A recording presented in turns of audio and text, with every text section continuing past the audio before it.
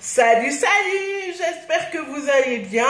Nous revenons pour une nouvelle vidéo de la fameuse saga Mon Bypass et moi. Du coup, aujourd'hui, je vais vous parler des changements. On va parler des changements sur le long terme, on va dire, parce que je vais pas vous faire changement en premier mois, deuxième mois, patacou fin, quoi. Non. Du coup, par contre, le premier mois, il y a eu beaucoup de changements. La première, c'est que tu reprends confiance en toi, tu as de l'estime pour toi, tout simplement, hein, tu as les chevilles qui gonflent, voilà. Et ça fait du bien, c'est-à-dire que les personnes qui ne prenaient pas soin d'eux avant le font énormément à la suite de la chirurgie. Est si, et je tiens à le préciser aux gens, c'est que c'est pas parce qu'on est costaud, qu'on est obèse, qu'on a des rondeurs, qu'on a des petites rondeurs, des grosses, des formes, patates ou fin, qu'il faut pas prendre soin de soi. Ça m'énerve de voir des personnes dans les salles d'attente parce qu'elles sont obèses, soi-disant tu ne trouves pas de vêtements pour toi. J'ai envie de te dire, mais il faut arrêter. Là, il faut vraiment arrêter. Et en plus, tu trouves, franchement, quand tu vas sur Internet, bien sûr, par contre, moi, c'est vrai que je ne fais pas les boutiques. Tu trouves des trucs super sympas. Donc, les gens qui se laissent aller, walou, moi, j'en veux même pas. Hein. Franchement, j'en veux pas. Voilà. Les gens qui se laissent aller, ça ne m'intéresse pas du tout. Merde, prenez soin de vous, quoi. On est costaud, mais on n'a pas besoin de montrer une mauvaise image de nous. Je pense que la société en fait largement trop déjà sur ça. Il y en a qui s'assument très bien comme elles sont. Ils font des Miss Rondes et tout ça. Du coup, je vois pas pourquoi nous on viendrait comme un intrus. Un cheveu dans la soupe pour dire ah non mais moi je vais pas bien, je déprime. Ok, ça on est d'accord, mais merde, faut se motiver, faut se prendre en main et voilà. Donc il y a pas à se laisser aller. Je préfère vous le dire de suite.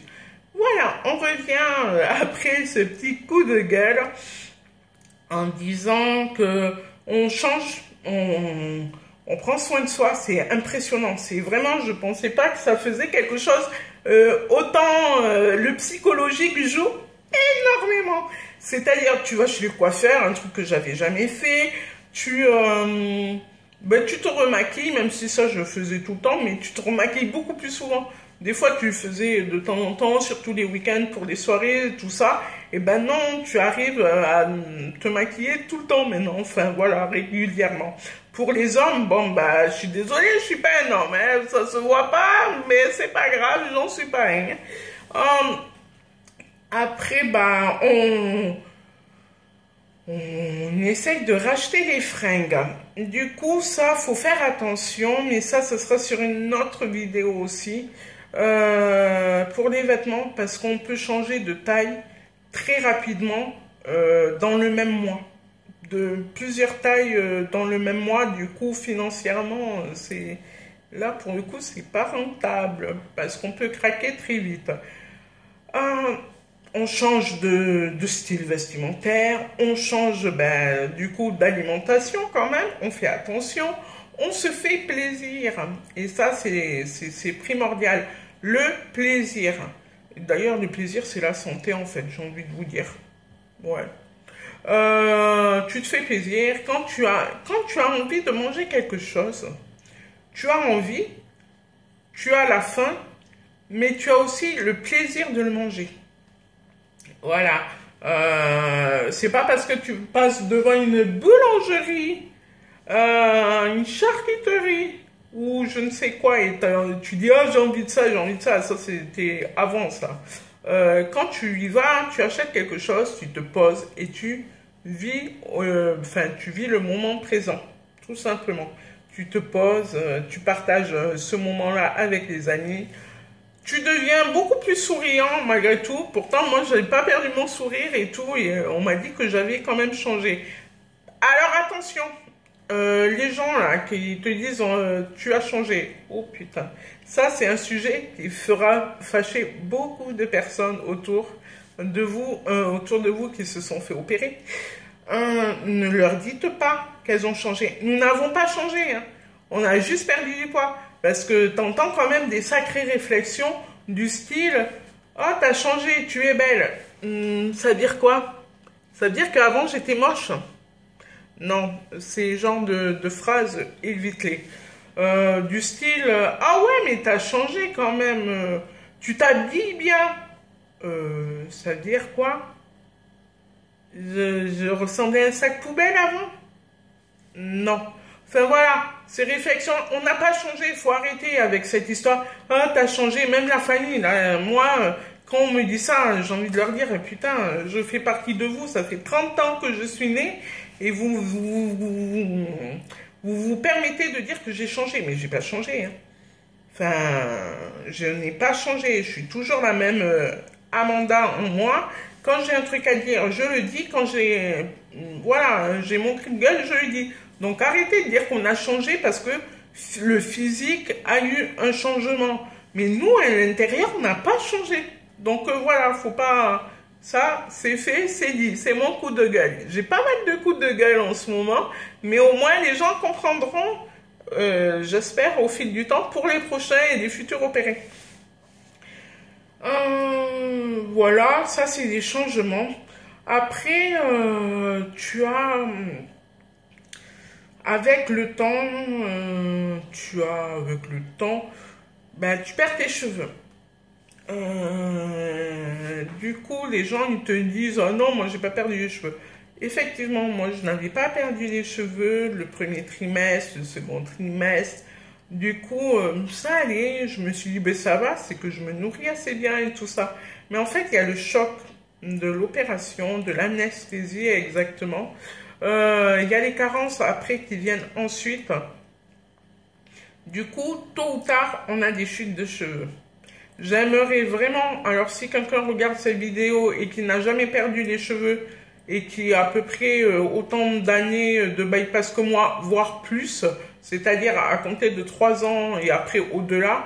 Si vous n'avez pas perdu de cheveux, s'il vous plaît, laissez-moi un petit commentaire. J'aimerais vraiment voir et savoir ce qu'il fallait faire, quoi. En tout cas, on perd ses cheveux. C'est pour ça qu'il faut surveiller les carences vitaminiques, que je parlerai aussi dans une prochaine vidéo. Ouh là là, j'ai beaucoup de vidéos, les amis, beaucoup. Je vais jamais m'en sortir. Il faudra peut-être que j'ai une note sur un papier, hein. Ouais. Et pour ce qui est ces fameux changements, ah oui, moi, mes ongles étaient très longs, enfin, ils le sont, hein, toujours, la preuve, hein, mais là, pour moi, ils sont petits. Et non seulement ils sont petits, mais en plus, ils se dédoublent, ils se cassent tout seuls. Voilà ce qui se passe. Moi, c'était un jour comme ça, enfin, un jour, ma mère me coiffe et tout.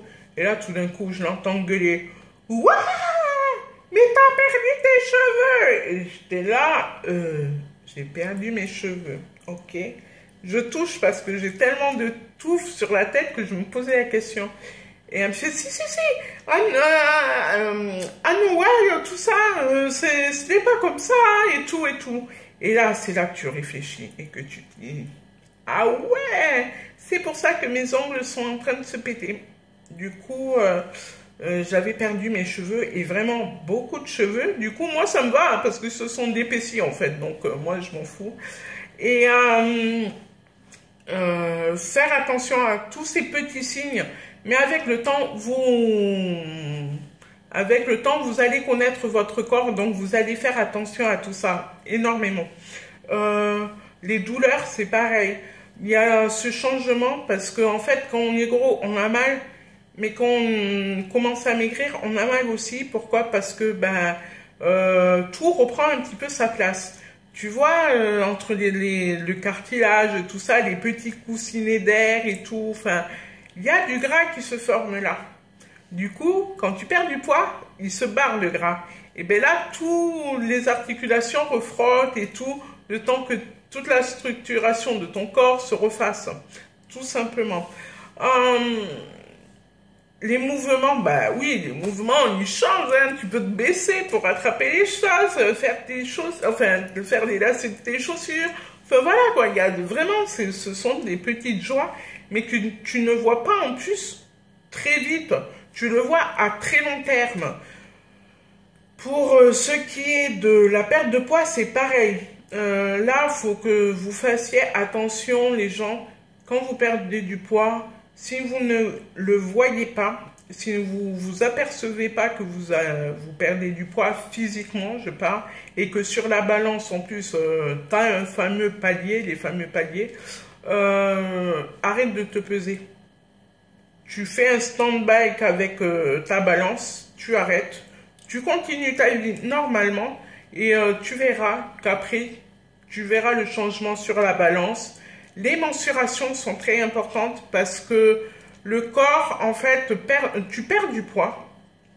C'est très simple, ça fait une balance. Tu perds du poids, mais ta morphologie reste là.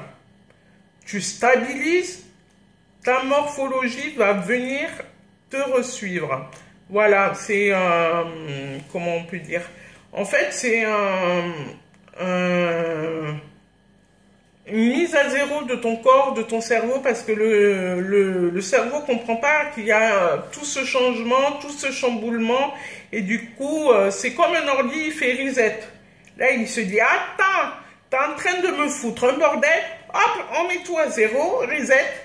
Et là, je commence à me dire, ah ben ok, elle a fait une opération, il y a eu ces petits changements, du coup, on mange moins, il n'y a plus besoin de stocker, et pas à coup faim, et blabla, et blabla.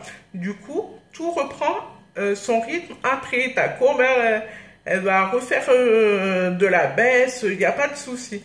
Du coup, ne vous inquiétez pas pour les paliers.